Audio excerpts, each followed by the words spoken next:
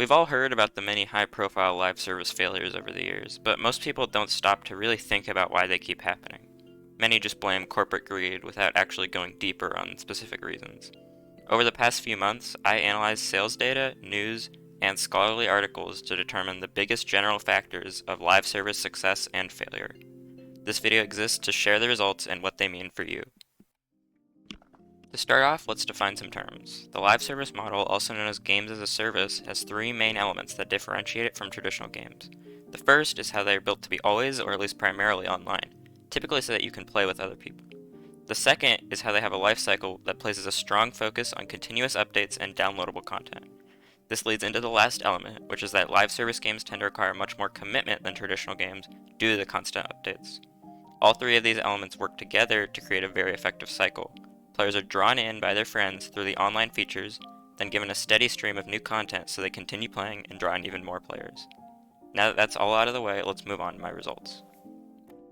In general, I found that the worst mistake a live service game can make is to launch prematurely. When this happens, it immediately gives people a bad impression, which ends up being a very difficult thing to change down the line. When so much of the industry is free to play, people have very little reason to go back to games that they've already given up on. Watching release also breaks the valuable hype and anticipation cycles that most games have around their launch window.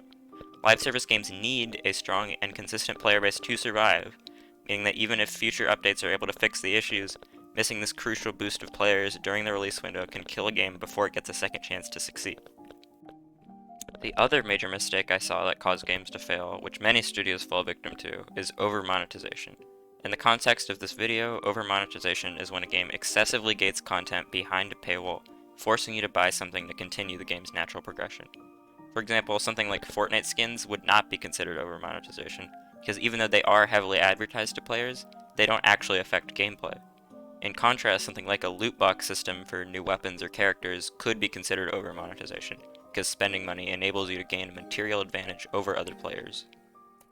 The main problem with over-monetization is that if too much of a game's content is locked behind a paywall, people won't be able to become invested enough to want to spend more money. Of course, this doesn't mean that games with over-monetization can't be successful, far from it. It's just that as you look at more and more popular live service games, the amount that have over-monetization gets smaller and smaller.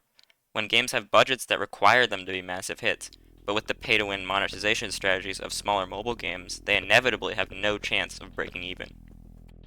These two problems, over-monetization and premature release, were the causes of many of the AAA live service failures in 2024, like Suicide Squad and Skull and Bones. In these cases, studios threw money at problems, hoping that they could replicate the success of the biggest games, without truly understanding the reasons they were able to slowly grow over time. The most successful live service games have a strong gameplay foundation that everyone can experience, which encourages players to spend their time and eventually their money.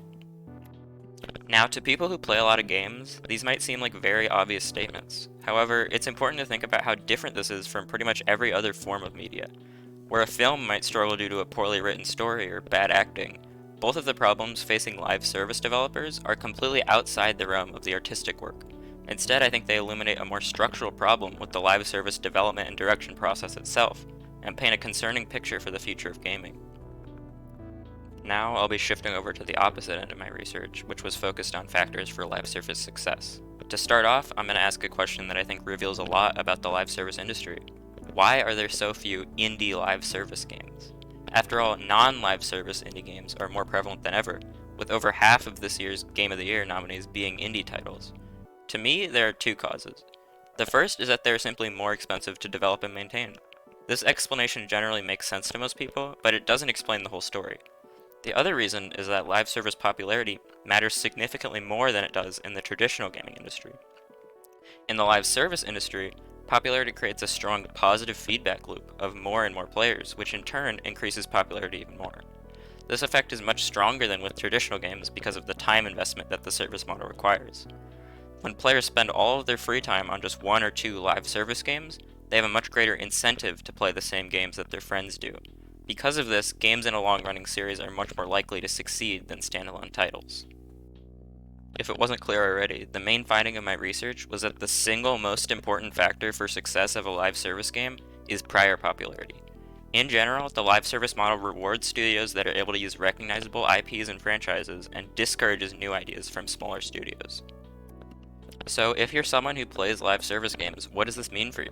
Well, nothing good, that's for sure. My results show that the current downward trend in original live service games is set to continue for as long as the model can remain in its current state. If I had to give some personal advice, remember that it can be very easy to get stuck in a loop of playing a game you don't really enjoy. Make sure the things you play are truly worth your time. The next time you consider buying something, whether it be a game itself or just an item in one, think about if your money is going towards making the game better or if it's just going into creating the next microtransaction. Now, if you're a game developer, these results mean two things for you. First of all, unless you're working with an already developed IP, you shouldn't try to make a live service game. The model itself will be fighting against you to the point that you'll have a very low chance of success, and at that point you might as well just make a traditional game. Second, if you're currently working on or managing a live service game, you should try to focus on avoiding over-monetization. You need to make sure that there are consistent updates to the free aspects of a game, not just to the paid elements.